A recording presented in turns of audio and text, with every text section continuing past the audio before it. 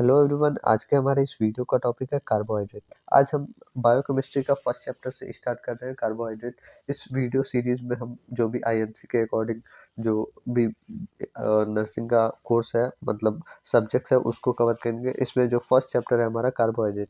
तो ये जो नर्सिंग गुरुकुल चैनल है वो मेनली मतलब एंट्रेंस जो भी मेडिकल एंट्रेंस होती है उसके अकॉर्डिंग वीडियोस बनाता है। तो कुछ स्टूडेंट जो है उनका क्वेरी था कि जो सेमेस्टर वाइज सिलेबस है उस पे वो कवर नहीं हो पा रहा है, तो उसके उसके लिए हमारा दूसरा चैनल है सॉरी मेंटोर्स है। तो उसका लिंक आपको डिस्क्रिप्शन में मिल जाएगा। और ये जो वीडियोस है आपको यहाँ पे भी मिल जाएंगी, वहाँ पे भी मिल जाएंगी। कुछ वीडियो यहाँ पे मिलेगी, कुछ वहाँ पे मिलेगी। तो चलिए देखते हैं।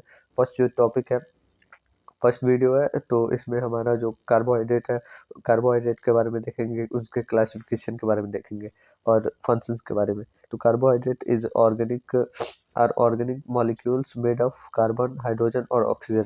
कार्बोहाइड्रेट जो है वो ऑर्गेनिक मॉलिक्यूल होता है जो कि कार्बन से, हाइड्रोजन से और ऑक्सीजन से मिल के बना हुआ रहता है, जो कि रेशियो होता है 1:2:1। मतलब कि एक कार्बन रहेगा, दो हाइड्रोजन रहेगा और एक ऑक्सीजन रहेगा। तो ये हमारा जनरल फॉर्मूला हो गया। जो कार्बन होता है वो मोस्ट अबंडेंट होता है और क्रिटिकल रोल दिखाता है हमारा एनर्जी मेटाबॉलिज्म और सेल स्ट्रक्चर में। और ये जो भी हमारा अर्थ है उसका मोस्ट अबंडेंट मतलब मॉलिक्यूल होता है, ठीक है। तो इसमें आगे हम देखते हैं क्लासिफिकेशन है। तो क्लासिफिकेशन में मेनली जो इसके हैं वो ब्रांचेस के अकॉर्डिंग है। जो सेकेराइड्स होते हैं मतलब शुगर होते हैं, तो उसके अकॉर्डिंग है शुगर 1, शुगर 2, शुगर और 3, शुगर 4, ऐसे। तो फर्स्ट जो कार्बोहाइड्रेट का क्लासिफिकेशन है, मोनोसेकेराइड है, डाइसेकेराइड है, ओलिगोसेकेराइड है, पॉलीसेकेराइड है, ठीक है। फर्स्ट जो मतलब क्लासिफिकेशन है मोनोसेकेराइड। मोनोसेकेराइड में जो भी अलग अलग टाइप्स होते हैं, जैसे ग्लूकोज हो गया, फ्रक्टोज हो गया, ग्लाइकोज हो गया, ठीक है। डाइसेकेराइड की बात करें तो जब मतलब दो मोनोसेकेराइड मिलकर बनते हैं तो डाइसेकेराइड बनता है। तो इसमें सुक्रोज हो गया, लैक्टोज हो गया, फिर माल्टोज हो गया। ये सब जो एडिशन वाला है वो आगे हम देखेंगे, ठीक है। उसके बाद से ओलिगोसेकेराइड है। इसमें जो है 3 से लेकर 10 शुगर के चैन रहते हैं, तो उसको हम लोग ओलिगोसेकेराइड बोलते हैं। इसमें रेफिनोज हो गया, स्टार स्टाइकोरोज हो गया, ठीक है। पॉलीसेकेराइड है जो है उसमें 10 शुगर मतलब चेन से ज़्यादा होता है। इसमें स्टार्च हो गया, ग्लाइकोज हो गया और ये सेलुलोज हो गया, ठीक है। तो ये मेनली हमारा ये कार्बोहाइड्रेट का क्लासिफिकेशन हो गया, जिसमें मोनोसेकेराइड है, डाइसेकेराइड है, ओलिगोसेकेराइड है और पॉलीसेकेराइड है। मोनोसेकेराइड में ग्लूकोज है, फ्रक्टोज है, गैलेक्टोज है, डाइसेकेराइड में सुक्रोज है, लैक्टोज है। ये सब आगे भी देखेंगे, तो आगे ही चलते हैं। तो फर्स्ट जो क्लासिफिकेशन है कार्बोहाइड्रेट का वो मोनोसेकेराइड है। इसको हम लोग सिंपल शुगर भी बोलते हैं, ठीक है, सिंपल शुगर। और ये मतलब बेसिक बिल्ड होता है किसी भी कार्बोहाइड्रेट का। और बेसिकली इसमें नंबर के बेसिस पे एटम्स होते हैं, जैसे कि ट्राइसोमी में हो गया 3 मतलब कार्बन हो गए, फिर और टेट्रासोमी में हो गया 4 कार्बन हो गए, थिरोज हो गए, फिर पेंटासोमी में आपका 5 कार्बन हो गए, जिसमें राइबोस हो गए, डाई ऑक्सी राइबोस हो गए, जो कि एटीपी और ये डीएनए के फॉर्मेशन में आता है। फिर हेक्सोस हो गए जिसमें 6 कार्बन होता है, जिसमें C6H12O6 हो गया, ये ग्लूकोज हो गया, फ्रक्टोज हो गया, ग्लैक्टोज हो गया। ये सारे मेजर एनर्जी सोर्सेज होते हैं, ठीक है। तो इसके आगे अगर हम देखें तो जो कार्बोहाइड्रेट होता है वो मतलब मोनोसेकेराइड होता है, वो एग्जिस्ट करता है हमारे लीनियर में भी, जो कि ओपन चेन होता है, और साइकिल में भी, जो कि राउंड मतलब फॉर्म होता है, ठीक है, रिंग फॉर्म होता है। फिर इसमें अलग अलग आइसोमर्स भी होते हैं। आइसोमर्स में स्ट्रक्चरल आइसोमर हो गया, स्टीरियो आइसोमर हो गया, जिसमें DNL फॉर्म होता है, और एनोमेरिक फॉर्म हो गया जो जिसमें अल्फा और बीटा होता है, ठीक है। अब इसके आगे हम देखें तो जो हमारा डाइसेकेराइड है, जिसमें 2 मोनोसेकेराइड होते हैं, जैसा कि मैंने बताया था। सुक्रोज हो गया आपका ग्लूकोज प्लस फ्रक्टोज, और लैक्टोज हो गया आपका ग्लूकोज प्लस ग्लैक्टोज, और माल्टोज हो गया ग्लूकोज प्लस ग्लूकोज। तो इसमें ये जो है एक मोनोसेकेराइड है और ये एक मोनोसेकेराइड है, जिसको मिल के ये हमारा डाइसेक्राइड फॉर्म हो रहा है, ठीक है। तो ये ऐसे काम करता है, दो मोनोसेक्राइड को के एडिशन को हम लोग डाइसेक्राइड बोलते हैं, और ये एक साइड एक साइड एक साथ बाइंड करके नया स्ट्रक्चर फॉर्म करता है, ठीक है। अब इसके साथ आगे हम देखें तो ओलिगोसेकेराइड है, जो कि 3 से 10 मोनोसेकेराइड्स का मिक्सचर होता है, जो कि चेन भी हो सकता है, अलग अलग मतलब स्ट्रक्चर हो सकता है। फाउंड इन ग्लाइकोप्रोटीन और ग्लाइकोलिपिड हो गया, ये अलग अलग ग्लाइकोप्रोटीन और ग्लाइकोलिपिड में पाया जाता है, और ये बहुत ज़्यादा मतलब सेल रिकॉग्निशन और सिग्नलिंग में हेल्प करता है, ठीक है।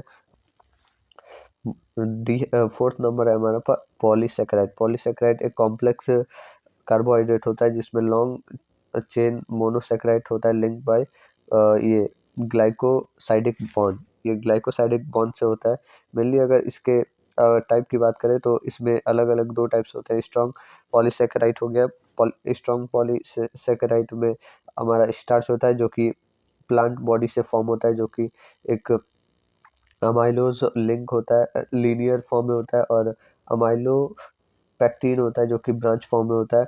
फिर हमारा ग्लाइकोजन होता है जो कि एनिमल फैट में मतलब मिलता है, एनिमल बॉडी में मिलता है, हाई ब्रांच होता है, और stored in liver and muscle होता है, जो कि मेन टाइम पे जब भी हमें जब एनर्जी की ज़रूरत होती है तो ये डायरेक्ट यूज़ हो जाता है, ठीक है। अब स्ट्रक्चरल फॉर्म में देखें तो सेलुलोज होता है जो कि प्लांट बॉडी में होता है, जो कि स्ट्रक्चर सपोर्ट और सेल वॉल में मिलता है। बीटा 1,3 लिंकेज हो गया, 1,4 लिंकेज हो गया। फिर काइटिन है जो कि फंगी और ऑर्थोपोड में मिलता है, जो कि स्ट्रक्चर फॉर्मेशन में मेनली काम आता है, एक्सोस्केलेटन और फंगल सेल वॉल में। तो ये सारा हमारा अलग अलग टाइप हो गया, ठीक है। इसके बाद से अगर मेनली इसमें फंक्शन की बात करें कि कार्बोहाइड्रेट के क्या क्या फंक्शंस होते हैं, तो एनर्जी प्रोडक्शन के में काम आता है, जो कि प्राइमरी सोर्स ऑफ बॉडी होता है, जो कि जो एनर्जी इस ये एक ऐसा सोर्स होता है जो कि डायरेक्ट यूज़ हो जाता है हमारे बॉडी में और एनर्जी को प्रोड्यूस करता है, ठीक है। अगर इसको बात करें glucose metabolism, glycolysis, Krebs cycle, ये सब आगे हम लोग पढ़ेंगे। एटीपी का फॉर्मेशन कैसे होता है, ग्लूकोजन जो होता है वो लीवर में होता है और मसल में होता है, जो कि क्विकली मतलब एनर्जी सोर्स की तरह एनर्जी रिजर्व की तरह रहता है और डायरेक्ट यूज हो जाता है, ठीक है। अब नेक्स्ट हम देखें तो जो सेकंड हमारा फंक्शन है स्ट्रक्चरल रोल। स्ट्रक्चरल रोल में हमारा जो सेलुलोज है वो प्रोटेक्ट करता है, प्रोवाइड करता है रिजिडिटी और सेल वॉल में, ठीक है। काइटिन की बात करें तो ये स्ट्रक्चर होता है, मतलब आउटर स्ट्रक्चर होता है, स्केलेटन फॉर्मेशन का काम करता है ऑर्थोपोड में और फंगल सेल वॉल में, ठीक है। ग्लाइको प्रोटीन और ग्लाइकोलिपिड की बात करें तो इनिशियल 4 होते हैं, सेल मेम्ब्रेन जो कि स्टेबिलिटी और फंक्शन में काम करते हैं, ठीक है।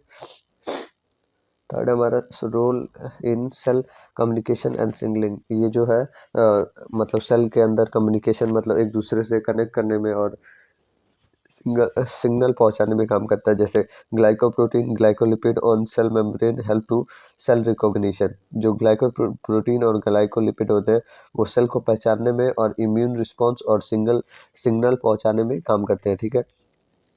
लेक्टिन जो कि कार्बोहाइड्रेट बाइंड प्रोटीन होती है, वो मीडिएटर होता है सेल टू सेल इंटरेक्शन का। जो लेक्टिन है वो मतलब दो सेल्स के बीच में इंटरेक्ट कराने का काम करता है, ठीक है। अगर फोर्थ की बात करें तो स्टोरेज एंड एनर्जी रिजर्व की बात होता है। जैसे कि ग्लाइकोजन जो होता है अभी मैंने बताया ऊपर की स्टोर हो जाता है लीवर में और डायरेक्ट यूज होता है मतलब मसल से, जो जब भी हमें मतलब काम जैसे बाई चांस कोई हार्ड वर्क करना है या फिर सही से एनर्जी नहीं मिल रहा है, सही से न्यूट्रिशन नहीं मिल रहा है, तो कार्बोहाइड्रेट है वो बॉडी के अंदर बॉडी के में इमीडिएट एनर्जी की तरह काम करता है। स्टार्च जो है मेन स्टोरेज होती है, मॉलिक्यूल्स होती है जो कि प्लांट टिश्यू में रहती है और ये एक एनर्जी सोर्स की तरह काम करता है, ठीक है। फिफ्थ नंबर है डाइजेस्टिव हेल्थ। इसमें जो फाइबर फंक्शन है वो दिखाते हैं। जैसे सॉल्युबल फाइबर है जो कि ओट और फ्रूट है, जो कि हेल्प करता है हमारे लोअर करने में बॉडी कोलेस्ट्रॉल को और रेगुलेट करता है ब्लड शुगर को, ठीक है। इसमें जो इनसॉल्युबल फाइबर होते हैं जैसे होल ग्रेन या वेजिटेबल होता है वो कि डाइजेशन और कॉन्स्टिपेशन से प्रिवेंट करते हैं, ठीक है। इसमें जो 6 नंबर हमारा रोल है, मतलब फंक्शन है, इसमें रोल इन न्यूक्लियोटाइड जो कि आरएनए, डीएनए और अलग जो भी जेनेटिक मटेरियल होता है उसके अंदर ये सिंथेसिस का काम करता है। राइबोस, डाई न्यूक्लियस या जो भी इनिशियल कंपोनेंट्स होता है, एटीपी, डीएनए, ये सब के फॉर्मेशन में काम करता है, ठीक है। 7 नंबर बात करें तो प्रोटेक्शन एंड लैब्रिकेशन है, जो कि हमारा म्यूकोपॉलीसैकेराइड होता है, जो एक लैब्रिकेशन की तरह काम करता है जॉइंट और टिश्यूज में, और प्रोटेक्शन का भी काम करता है, ठीक है। हेपरिन जो है एक कार्बोहाइड्रेट है जो कि एंटीकोगुलेंट है और प्रिवेंट करता है हमारा बॉडी क्लॉटिंग, ठीक है, ब्लड क्लॉटिंग। तो ये हमारा अलग अलग फंक्शन हो गया। तो आशा करता हूँ आपको ये वीडियो अच्छी लगी हो। अगर नीचे इसका आपको पीडीएफ मिल जाएगा, वहाँ से आप नोट्स भी बना सकते हैं इससे। और अगर वीडियो अच्छी लगी हो तो लाइक करना, चैनल को सब्सक्राइब करना और दूसरे वाले चैनल को सब्सक्राइब करना। नीचे जो व्हाट्सएप ग्रुप है उसमें ज्वाइन हो जाना, ठीक है। Thank you.